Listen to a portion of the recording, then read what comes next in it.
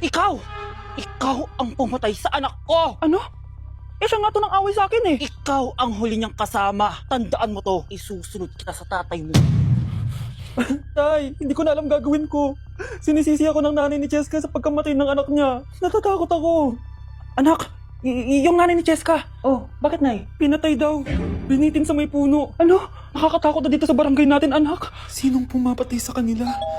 Nay, may tao. Sino po sila? Magandang araw po. Ako po si Detective Jason. Ako ang may hawak sa investigation case sa pagkamatay ni Cheska at ng kanyang nanay. Bakit kayo nandito? Dahil dito,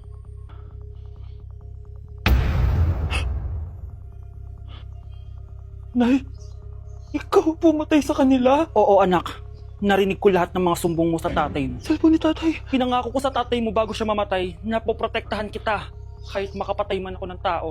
Sumama ka sa akin ma'am para ma-interview ka namin. Tandaan mo to anak, kahit nasa kulungan ako, poprotektahan kita. Tumawag ka lang.